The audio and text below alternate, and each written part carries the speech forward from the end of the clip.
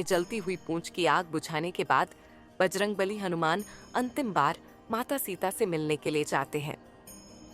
माता सीता गहरी चिंता में डूबी हुई थी। जब से उन्हें खबर मिली थी कि रावण ने हनुमान की पूंछ में आग लगा देने का आदेश दिया है, इसीलिए माता सीता ने अग्निदेव से प्रार्थना की थी कि वह हनुमान की पूंछ का एक बाल भी न जलाएं। और हुआ भी यही कि अपने जलती हुए पूंछ से बजरंगबली हनुमान ने रावण की पूरी लंका जला दी, लेकिन उनकी पूंछ का एक बाल भी नहीं जला। अतः हनुमान आकर माता सीता को प्रणाम करते हैं और श्री राम के लिए कोई अपना संदेश देने के लिए कहते हैं। माता सीता हनुमान को भेंट के प्रमाण के रूप में यह बात बताती है कि जब इंद्र के पुत्र जयंत ने एक कौवे का रूप लेकर उनके पैर पर चोट मारी थी, तब श्री राम ने कुशा के तिनके को मंत्र उपचार के द्वारा उसके पीछे छोड़ा था कि वह तीनों लोगों में घूमकर भी उससे बच नहीं पाया था।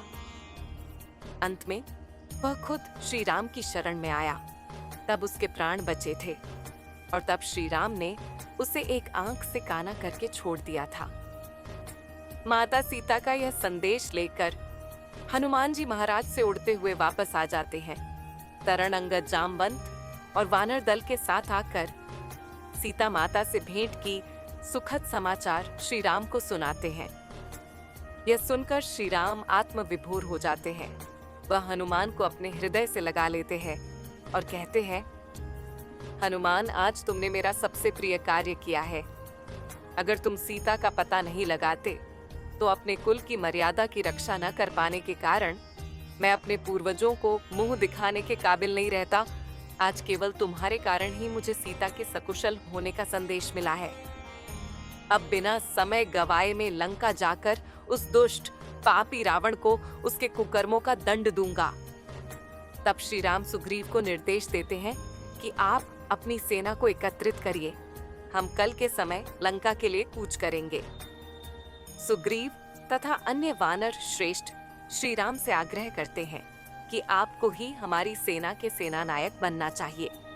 सुग्रीव के आग्रह पर श्री राम वानर सेना का सेनानायक बनाना स्वीकार करते हैं।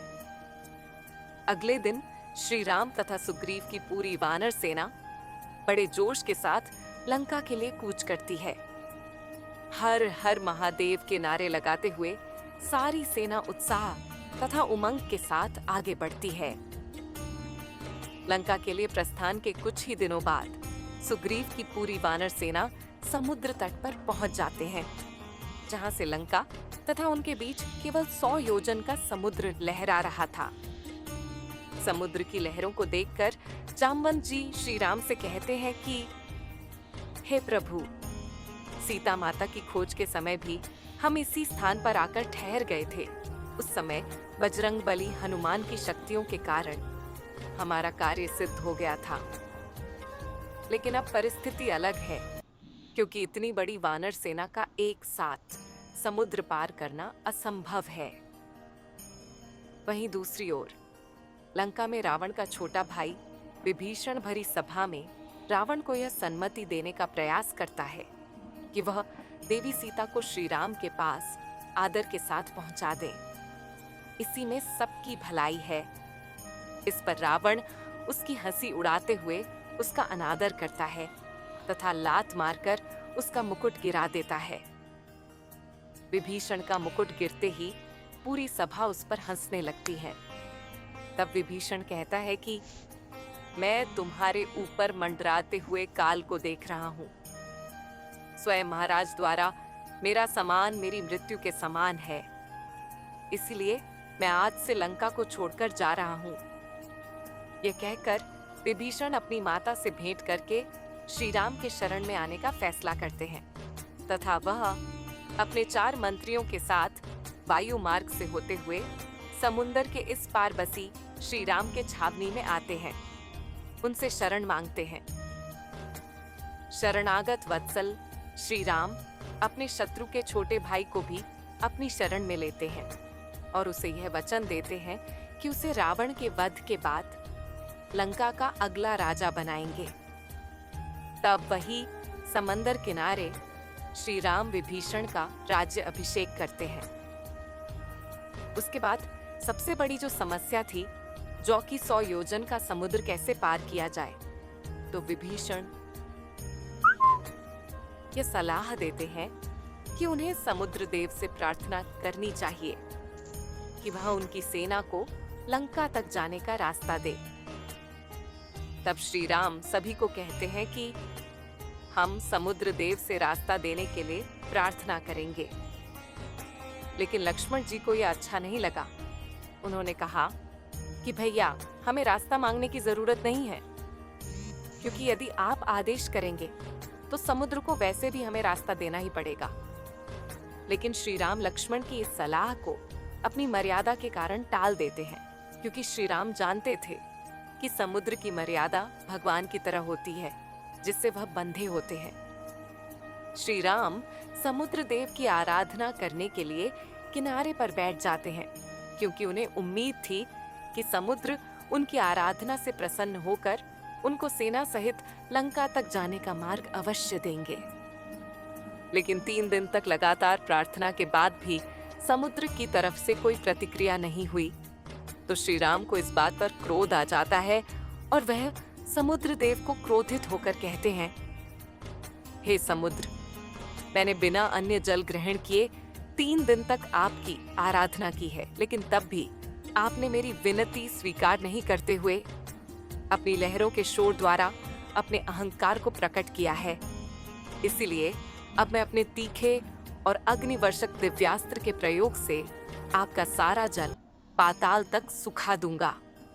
यह कहकर श्री राम अपने धनुष पर बाण चढ़ा लेते हैं।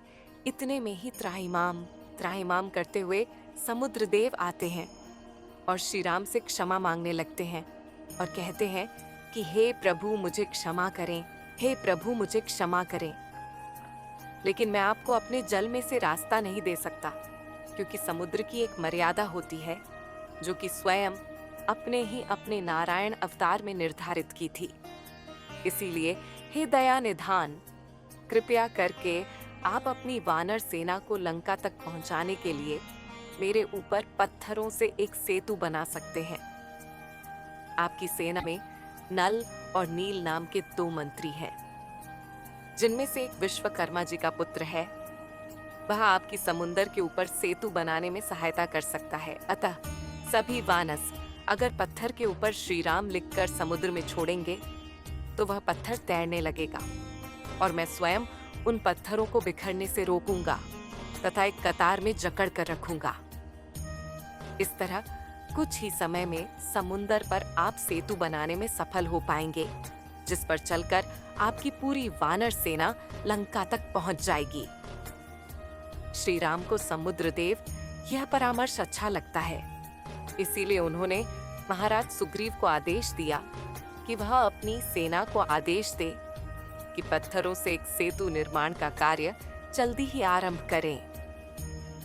सभी वानर सेतु निर्माण में लग जाते हैं, जिसमें सभी वानर सैनिक पत्थर पर श्री राम का नाम लिखकर समुद्र में छोड़ रहे थे तथा श्री राम नाम के कारण सभी पत्थर पानी पर तैर रहे थे। सेतु निर्माण पूरा होने तक श्री राम वही समुद्र किनारे एक शिवलिंग स्थापित करके भगवान शिव की आराधना करने लगते हैं। केवल 5 दिन की परिश्रम करने के बाद वानर सेना 100 योजन समुद्र के ऊपर एक विशाल सेतु के निर्माण में सफल होती है। जब इसकी सूचना लंका के लोगों को लगती है तो उनके होश उड़ जाते हैं, क्योंकि कोई भी यह कल्पना नहीं कर सकता था कि समुद्र को कोई बांध सकता है। लेकिन श्री राम की सेना में मात्र 5 दिनों में यह असंभव कार्य संभव करके दिखा दिया। श्री राम द्वारा समुद्र के किनारे पर स्थापित किए गए शिवलिंग को रामेश्वर के नाम से जानते हैं। रामेश्वर का अर्थ होता है राम के जो ईश्वर है वह रामेश्वरम है। लेकिन भगवान शिव कहते हैं कि रामेश्वर का अर्थ होता है कि राम जिसके ईश्वर है।